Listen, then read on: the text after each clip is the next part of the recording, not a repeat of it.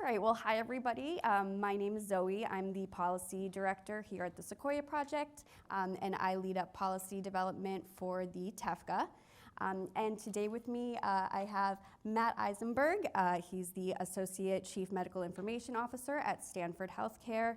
I also have, who's next? Paul Wilder, Executive Director of the Commonwealth Health Alliance, Genevieve Morris, Senior Director of Interoperability Strategy at Change Healthcare, and Hans Boutendijk, Director of Interoperability Strategy at Oracle Cerner. And we are going to talk about the TEFCA payment and healthcare operations exchange purposes. I know that earlier on there was a panel about payment and healthcare operations exchange in Carequality. And so we are doing something similar within TEFCA, but it is a different focus, a different framework, some of the same people, but still a lot of differences there. So for those that don't eat and breathe TEFCA in the way that I do, the first draft of the Common Agreement authorizes 6 exchange purposes. So anybody participating in the TEFCA will be able to initiate exchange for all 6 of these purposes. But for the moment, only 2 of these exchange purposes actually require responses, and that is treatment and individual access services.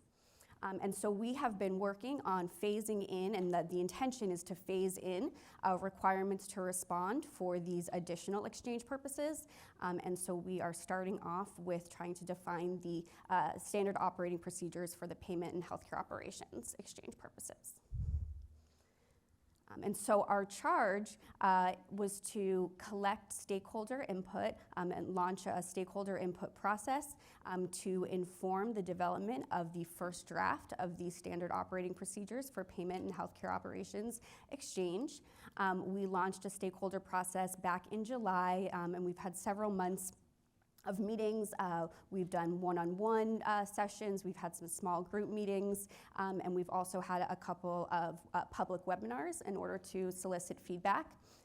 We are now at the place where we do have some draft SOPs, and we are working through comments and dispositioning with ONC, and we will be releasing those SOPs for public feedback but in the beginning, early January of 2023, with the intention of publishing for production also in early 2023. And I'm not going to get too far into the weeds on exactly what we're proposing, but just to give a bit of a sneak preview. Well, actually, first let me talk about some of the goals in creating the SOP. So our primary goal in designing this SOP is to motivate useful and reciprocal participation. So, as Mickey said before, we want to design an SOP that's going to, encourage use and actually provide for value for all parties involved and create an environment of reciprocal and symmetrical data exchange. We also had the difficult task of defining the scope of the use cases for these initial SOPs, and wanted to make sure that we were identifying use cases with a strong likelihood of adoption and a high benefit to participants. Next, we wanted to define the parameters for a query request such that there could be trust and transparency in why the data is being requested. And then to define the minimum data response requirements so that we can ensure that actors are receiving the data that they need and the right data. And then, of course, we want to determine the timeline for response requirements and what is the appropriate approach to phase in the requirements to respond to these exchange purposes. So just a quick sneak peek at what we're proposing.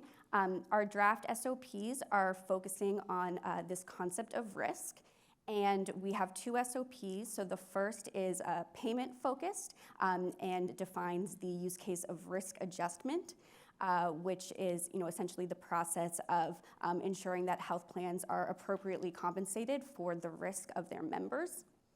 And then we also have a healthcare operations SOP, which defines more clinical and operations-based use cases that help healthcare providers and health plans to understand, predict, and plan for the needs of individuals and populations. So I'd like to turn to our panel now, and I'd like to first start by asking all of you if you could help me to kind of bring this discussion, bring it to life by helping to provide some additional examples of use cases between payers and providers. Okay, well, I guess you're first on the list. I'm first on the list. So first, thanks. It's always been great in leading our group. Thanks to Mickey. I wrote down, we've had a chance to talk to Mickey. I want to start just by saying that when I talk about TEFCA, I have to tell my students that I work with in informatics that it's not ANA-TEFCA or DEFCON or Teflon or AFLAC, that it's TEFCA. We go through that in great detail. Mickey's talked with us, and it's been a treat. And I wrote down my notes from Mickey. This is about trust, reciprocity, applicable law, particularly for secondary uses, challenges with business needs and competition, and then the technologies last. For us, the first thing with data exchange is it reduces the burden for us in sharing with payers. And it lets our HIM staff focus on information blocking because we've got other stuff to do there. So just being able to exchange, and we were early on as part of a payer-provider exchange with an N of 1. We just have one payer, so that's been great. Just reducing that burden for us has been really helpful. We then focused at Stanford, we were really focusing on access, burden reduction, and reducing friction. We were at a conference last week, and John Halamka from the Mayo, I'm going to steal his wording, care traffic controllers. It's hard as a provider to be a care traffic provider. It really is, even as a family member or as yourself if you have complications. So data exchange has been really helpful, and our focus has been next on referrals. So I lost. I didn't want to do risk. I wanted to do other operations, but we've been focused on that. But the main thing for us is working with our payers. We learn a lot about their processes, how to improve their processes, and reduce the burden in terms of data exchange. What he said. No, there's a lot of provider to payer. I think it's actually more important under TEFCA to think about what I call the 4 Ps, and you could add other Ps if you want to. We're pretty good at provider to provider, that P. Anytime we add another P in that's not provider, it gets complicated. That's public health, that's payers, that's patients. Find more, right? Anytime we cross the Ps. And in the building of TEFCA, we could think about solving the payer-to-payer exchange. They have an issue there with things that they do. But rather than starting with making another P2P that's the same P while we're building TEFCA, solve the whole problem, right? So it's not just provider to payer. I think Mickey's example of myself plugged in for those 2 modalities that I need to get stuff from. I need my claims data, I need my clinical data. So I've added a triad of Ps in this process, and it keeps growing. So we started out to do the test, though, to get provider to payer exchange. We did find in the work group that we had to do something a little bit more atomic than just payment operations. And part of that, by the way, if you bring payers into the mix with providers, the response is, if I make a request for every use case, sub-use case under payment operations, I will get all the data, right? By the time I do HEDIS and quality improvement, care coordination, go down the list, I'll get it all. And that kind of, frankly, freaked the providers out a little bit. It's like, I know that's true, but I don't want to admit that out loud yet, right? So let's go a little bit lower, build the trust, and eventually we'll get there to where you probably are getting all the data. And it's a natural exchange with lower abrasion on both sides. That's the other term you hear a lot. I don't want to abrase the providers in terms of how much I'm asking for data and how difficult it is. So I think there's mutual benefit that everybody realizes, but we needed to take those first steps to make that journey happen. So it's been fun. And I'm going to interrupt because we're running low on time, and I want to make sure to get through questions. But so actually, Paul, I'm gonna continue picking on you for a second. As executive director of a major nationwide health information network, and also an organization that has publicly declared their intention to apply for QHIN status, how motivating do you think Payment and Healthcare Operations Exchange will be for participation in the TEFCA? It's a great question. So Zoe's concerned right now that I'm going to say it's going to be demotivating. And I don't think that's true. Actually, I think it's unfortunately more towards neutral. I wish I could say it's a compelling reason. I do think the abrasion's real. Like, we got providers in a room and payers in a room, and most of the providers did raise their hand and say, yeah, right? If we can make this an auditable thing as opposed to an approval thing, much more streamlined HIM process, great. There is still a little bit of a problem at the who's going to pay for all this level. On the treatment side, you have vendors that have embedded bundled interoperability services or done it for free effectively, right? It's already in the EHR thing that you're paying. You pay it up front, you're paying a service fee, and there's mutual benefit and mutual costs. Like, I need treatment requests done, now I'm going to respond to treatment requests. On the payer side, it feels a little bit more unidirectional. Like, the claim stuff, sure, that's great, but just from a packet size, we're talking about smaller bits of data. You add images in and it goes berserk. So there's going to be more going probably from provider to patient, provider to payer.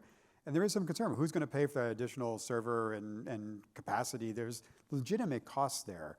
And the SOPs that will be coming out don't quite address that yet. Right? They say, thou must, and that's great, but there's an asterisk at the bottom of how are we going to get payers to participate at the level they should? Not trying to make money on it, just make sure that the capacity covered by the vendors is it's not a free rider problem at the end. We don't want, when payment operations goes up in volume, because we've made it easier, it will go up. HEDIS won't be a 7% sample, expect 100%, because why not? It seems like it's so inexpensive to do. So when we get there and that capacity goes up, we don't want to see treatment hurt because we added payment operations. We don't want the servers getting flagged or flogged down so much that it doesn't work. And then we're talking about asynchronous exchange and overnight exchange and bulk. Like, we don't want to mess up the whole model. So we're going to have to add capacity, and that cost is real. It's not zero.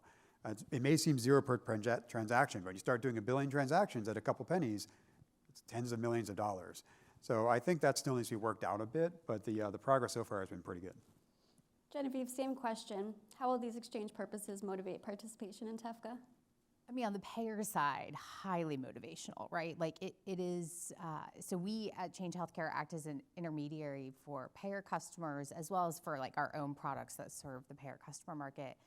Getting the data right now is beyond difficult. It's super expensive, well beyond just the server power. There's a lot of profit being made by vendors in this space and not actually by us at this point. So it's hugely expensive. It's incredibly difficult to get data use agreements in place. And we get, there is information blocking still going on because there's no enforcement. So a lot of that is still taking place. So on the payer side, I think they're highly motivated to get payment and operations up and running. And in fact, I'll bring it up now so it doesn't wait till the end. Those new CMS proposals, which again, we have those same payer APIs, that's a product we sell into the market. I'm not sure how you scale what CMS proposed without a structure like TEFCA as the operating function. Because as soon as you add payer to payer in, every single payer could have 100 to 400 other payers that they have to connect to and that need to connect to them to go and get data every enrollment season. That's a lot of connections. It's a lot of FHIR APIs. And I think I don't know how you scale that without a network. So I think adding in payment and operations is a really good way to get payers involved. I think Mickey's totally correct. It has to be reciprocal in nature. And so I think payers are very willing to give data back in order to get data if you define for them what you want. And I think that's where we tended to hit the road, or rubber meets the road in the work group, is getting folks to articulate what data they want from payers other than cost information, which we all know isn't going to happen, was really, really difficult. And so I think we still need to sort of articulate for them, what are they giving back so that we can make it sort of equitable. So I think they're motivated. I think providers will get on board. I will say one of the vendors that we work with for our clearinghouse, They told us 80% of their providers are sending clinical data attachments on every single claim that's being processed already because they want to get paid. So if they're already doing that for 80% of providers, I don't think it's that big of a step to get the last 20. Certainly there are like trust issues involved with how that data is being used, but I do feel like when you go to the providers, they just want to make things less frictiony. That's a word, right? Frictiony. They want to decrease friction. And so I think they're very willing to do that, especially if they get something back. If they get nothing back, then I think it's a really different calculation, so.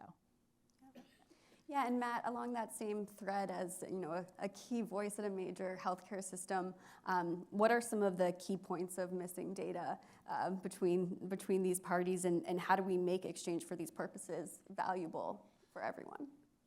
Yeah, so we're pretty lucky at Stanford because we have records. From the treatment use case, we've been able to get a lot of care gap closure because we have the data from the treatment use case. There's a little bit of last mile that we can get through the claims data, and that's really helpful. But since we had an informaticist on earlier, what we really want, the real magic, is to make sure that bakes into workflow for our care management teams, for our folks who are doing risk assessments, so it works in our workflows and it works comfortably. We need the exchange to happen, but it also, that last piece of workflow integration is really critical. So there's some benefit there. We'd like to get that data. More data, particularly that claims data that's missing, often is helpful, and it'll get us that last mile. Yeah. Any other thoughts on that question?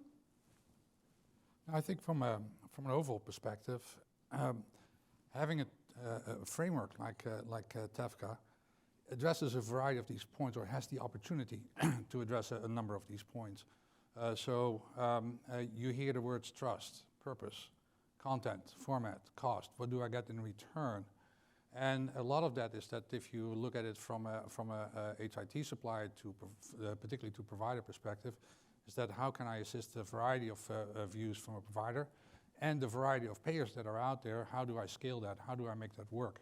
So yes, we have a variety of different connections. Clients do, whether it's through claims or otherwise.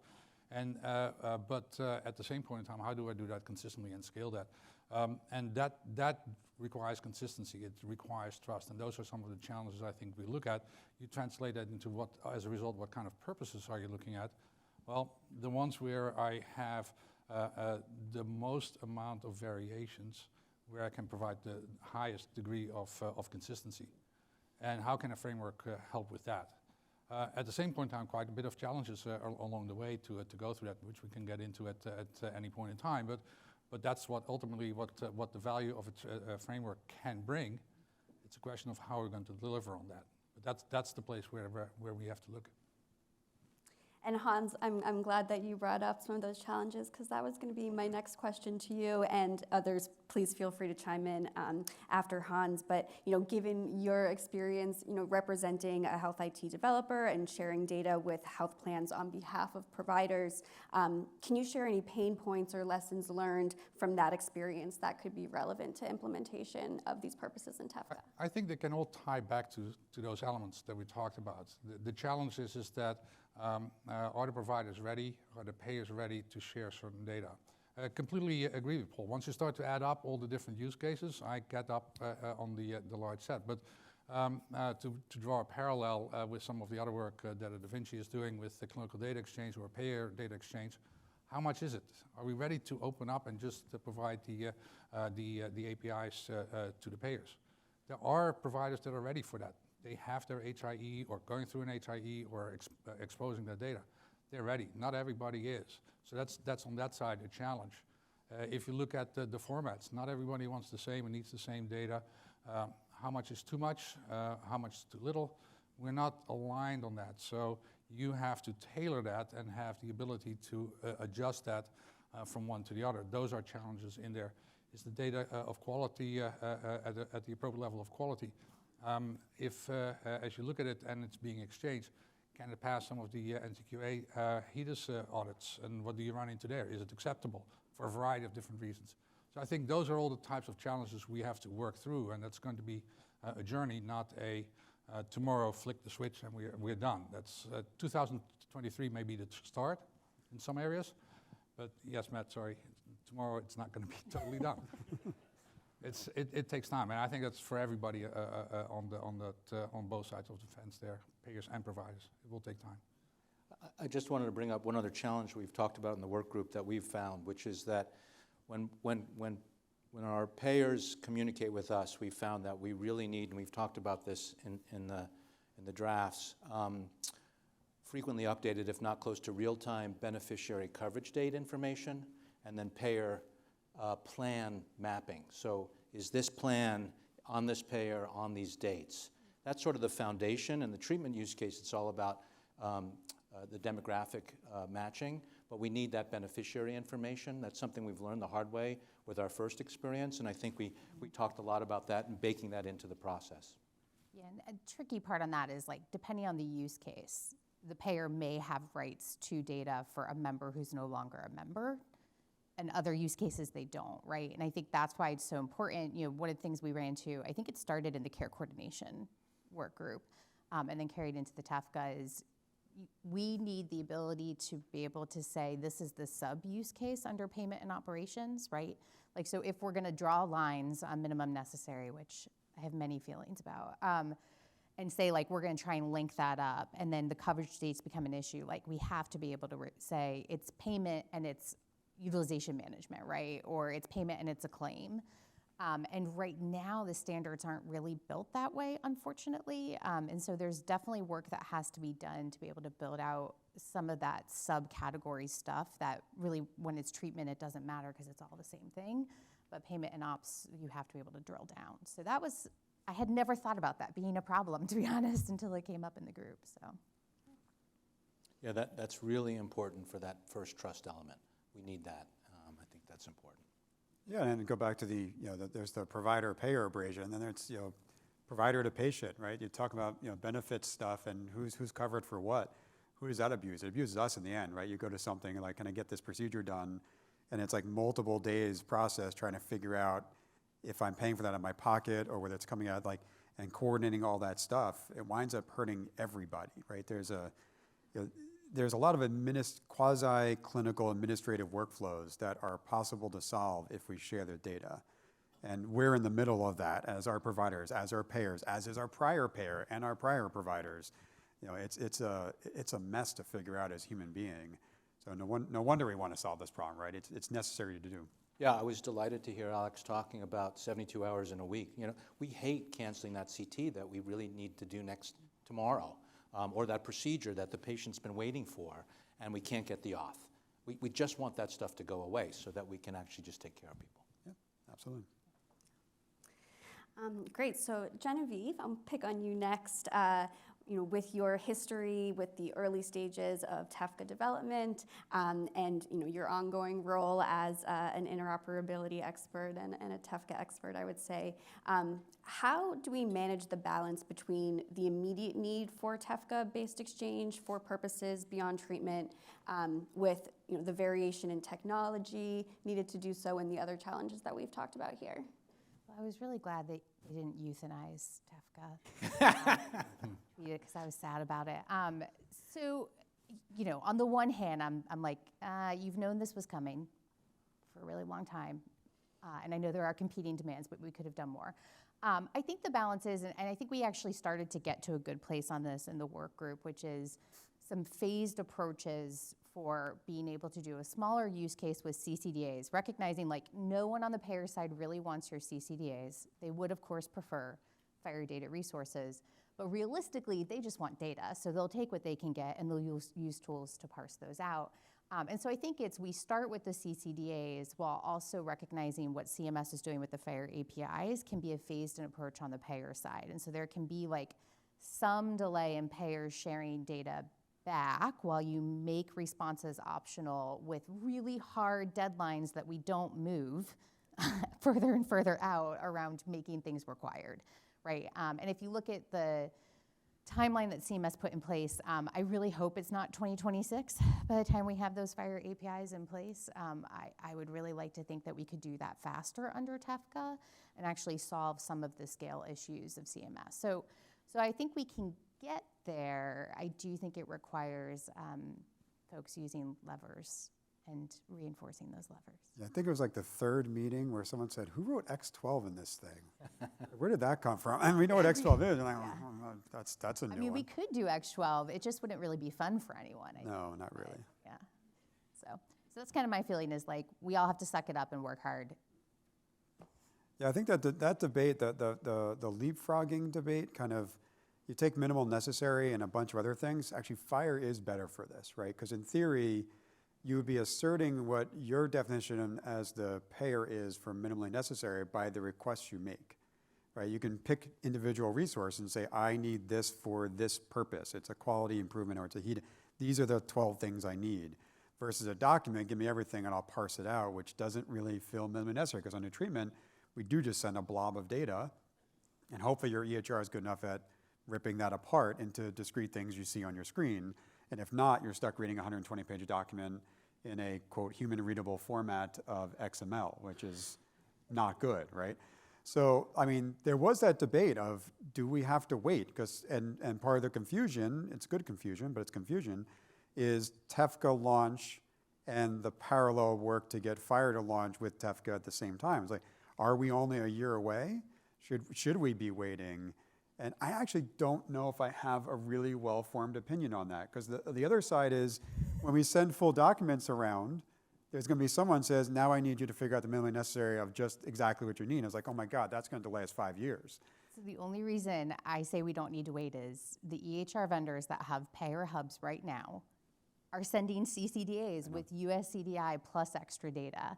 And all we're talking about is USCDI. So like, if you're already doing it today, I have a really hard time believing that you can't just do it in a network structure. And I don't disagree.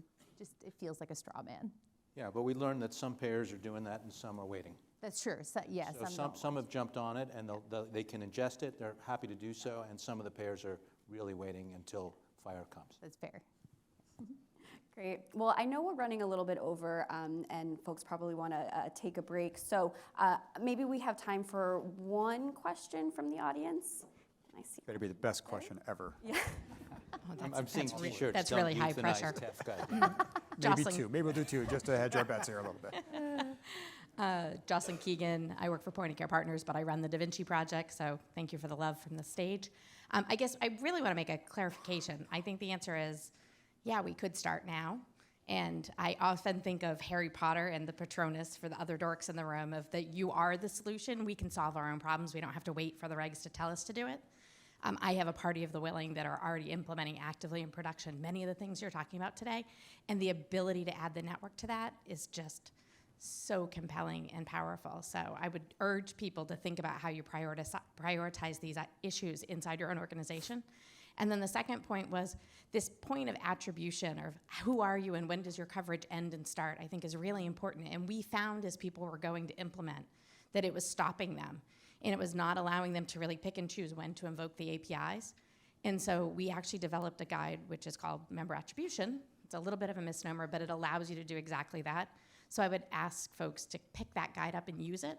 We're actually publishing the second version of it as we speak, and we're actively testing it. But we have these guides that have turned into these little utilities. You know, we built them for one purpose, but other people are picking up and using them, and it sounds like it would be a great solution for what you're doing. I don't know how to invoke my Patronus, but I agree. Like, You have to Last think of your question. happiest thought ever. Last question, what would your Patronus be? All right, well, I think we are out of time. Any closing remarks from the panel? Thanks, Zoe. Thank you so much, and thank you for all of your help. pleasure. Thank you.